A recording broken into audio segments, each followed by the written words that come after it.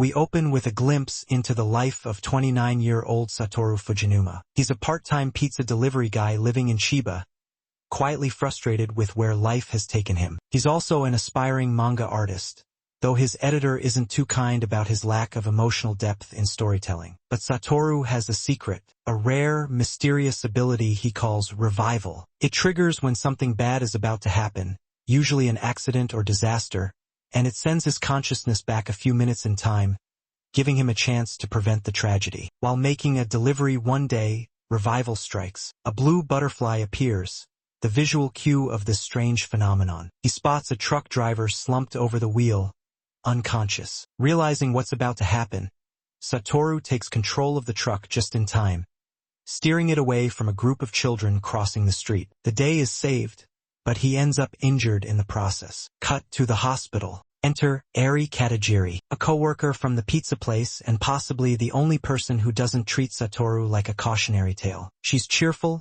kind, and totally intrigued by his quiet awkwardness. Airi, you're always holding something back, like you're waiting for something. He brushes it off, but she's not wrong. Airi's the kind of person who sees people, even when they're trying not to be seen. Satoru's mother, Sachiko Fujinuma, visits. She's sharp, warm, and way more observant than your average anime mom. There's clear affection and history between them. As she stays with Satoru, we're taken back to Hokkaido in 1988, through his memories. A snowy, sleepy town. Satoru was only 10 years old then, and he remembers something dark. The unsolved abduction and murder of 3 children, including a classmate named Keo Hinazuki. A boy named Jun Shiratori, or Yuki, a gentle older friend of Satoru's, was arrested for the crimes, but Satoru's always had doubts. Back in the present, Satoru takes his mom shopping. She's as curious and sharp as ever, picking up on subtle behavior that Satoru misses. While they're out,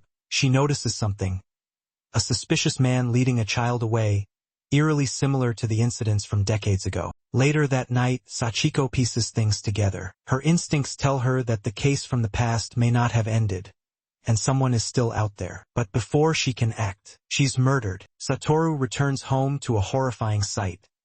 His mother lying lifeless on the kitchen floor. The killer is still there. Satoru's in shock. But before he can process it, the police are knocking on his door, and he's the prime suspect. Panicking, he runs, and revival strikes again. But this time, something's different. Satoru doesn't jump back a few minutes. He jumps back 18 years. Suddenly, it's 1988 again. He's a child, standing outside his school in snowy Hokkaido. His mind is still that of a 29-year-old man, but his body is 10 years old. He's been sent back in time.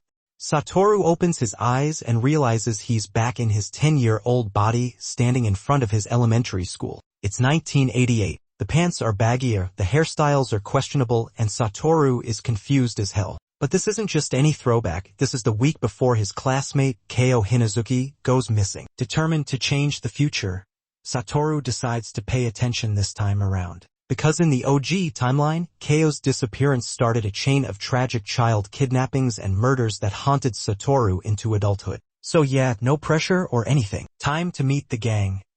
Kenya Kobayashi, the mini-lawyer. This kid's vocabulary is more advanced than most adults. He's the moral compass and the Sherlock Holmes of the squad. Hiromi Sugita, sweet, soft-spoken, and often mistaken for a girl. Yeah, anime tropes. Osamu and Kazu, the background friends. They eat snacks, play games, and exist to say wow a lot. Satoru zeroes in on Keo. She's quiet, keeps to herself, and always looks like she's carrying the emotional burden of a midlife crisis. And that's no joke. Her home life is abusive and no one at school seems to notice or care. Satoru, now armed with future knowledge, is determined to befriend her and break the cycle. His first mission? Talk to her. But 10-year-old Satoru wasn't exactly Mr. Charisma, and now he has the mind of a 29-year-old trying to befriend a girl without seeming weird. It's as awkward as you'd expect. He finally builds up the courage to talk to her. He goes through at least 4 different approaches in his head, each one weirder than the last. So, time travel, am I right? Do you like flying? Would you like to not get murdered this month? Can I sit next to you for reasons I totally can't explain? Eventually, he settles on just being sincere. She's writing about wanting to fly away. Totally not a red flag or anything, but something clicks. Maybe he can save her. Satoru realizes he can't do this alone, so he enlists the help of the ultimate mom, Sachiko. Yes, she's alive again, and even more of a legend in the past. You get the feeling that Sachiko could have solved the entire series in like 3 episodes if she knew the full plot. Satoru starts walking Keo home, keeping a close eye on everything. He's slowly starting to make a difference. But when they pass by a certain park, his adult mind flashes back to the place where Keo's body was found in the original timeline. Chilling. As the credits roll, Satoru realizes this isn't going to be easy. He's not just fighting time, he's fighting fate, a mystery, and his own awkward childhood social skills. It's an ice skating race at school. Satoru, now reliving his 10-year-old life with the soul of a 29-year-old, finds himself in a fierce race against his classmate Hiromi. Satoru, a surprisingly good skater, zooms across the ice but suddenly remembers, wait, the original timeline didn't have him winning this. So mid-race, he slams the brakes on his speed. His classmate, a very intense and extremely competitive kid, is fuming like a kettle left too long on the stove. Classmate, you're going easy on me, aren't you? I don't need your pity. Satoru, I'm not. I'm just conserving energy for science. Meanwhile, Keo watches from the side. She's unimpressed. She didn't show up for subtlety. She showed up for victory. Later, Satoru finally learns something crucial. Keo's birthday is the same day as his. This gives him a clearer timestamp on when she disappears. That narrows the window of danger and boosts the urgency. Satoru's now on a mission. Save Keo, rewrite destiny, maybe ace his math test while he's at it. Satoru visits Jun, the awkward older guy with a soft heart and some seriously misunderstood vibes. Jun talks about loneliness, how he wants to help kids, and how the adults always look at him like he's hiding a chainsaw behind his back. Satoru, with his grown-up brain, still believes Jun is innocent. Jun even awkwardly offers Satoru a drink. Juice, not vodka. He's weird, not illegal. Things get real. Satoru, doing some sneaky sleuthing, finds Keo huddled in her family's shed. It's cold, dark, and heartbreaking. She's bruised, both physically and emotionally, by her mother, and the weight of her abuse finally hits him. It's heavy stuff. His mission to save her is no longer just about stopping a murder, it's about giving her hope and a reason to believe things can be better. Next day, Satoru goes to their homeroom teacher, Mr. Yashiro, always calm and collected. Satoru brings up Keo's bruises. Yashiro sighs. He already suspected abuse, but without evidence, he's stuck. Yashiro, we've tried, but unless we catch her red-handed, there's nothing we can do. Later, at school, someone's lunch money mysteriously disappears. The class immediately does what anime kids do best, mob mentality. Random kid. It was Keo. It's always the quiet ones. Satoru, big brain and bigger heart, jumps in like a knight in winter school uniform. Satoru, it wasn't her. Don't just accuse people because they're easy targets. Class, shocked. Keo blinks in disbelief to lighten her spirits. Satoru takes Keo up a snowy mountain trail to see a Christmas tree, actually just a regular tree with frosty branches, but hey, it's the thought that counts. She smiles. It's a rare, fragile moment of peace. There's no dialogue here. Just snow, silence, and warmth in the cold. For a second, the world is kind.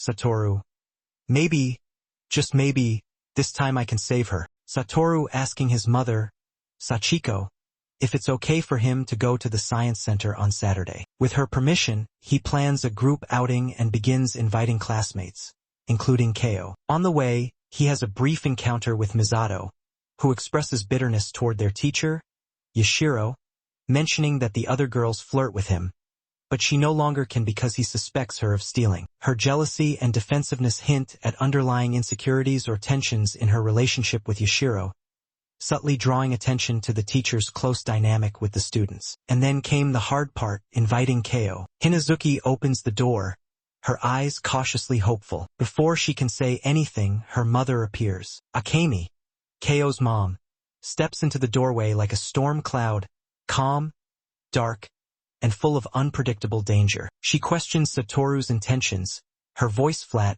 her eyes surrounded by shadow. There's no spark, no flicker of humanity, just emptiness. Hinazuki timidly says she wants to go. Her mother's mask cracks. She hurls venom, calling them both perverted brats. and raises her hand. Before the slap lands, Sachiko steps in like a force of nature. She tells Akemi that their families are alike, that she should come by for a chat sometime. Next up, the Science Center trip. Planetarium edition. They explore the museum, surrounded by star models and planet exhibits, while Satoru quietly keeps tabs on every second. But suddenly, déjà vu. He feels like he's lived this moment before. The same words, the same actions. It's not time travel fatigue. It's the eerie feeling that fate is still lurking in the background. Still, the day ends peacefully. Keo smiles. Yes, actual smile alert. And Satoru starts to think. Maybe, just maybe, he's rewriting destiny. Satoru's plan is simple. Stay glued to Keo from dawn till dusk on March 1st, the day she originally vanished. March 2nd, the day after Keo originally vanished in the original timeline. And guess what? She's still here, present, laughing, breathing, to celebrate, and the two share a birthday celebration. They were both born on March 2nd, which is cute and mildly tragic all at once. Satoru lets his guard down for a moment. He's done it. He's changed the future, right?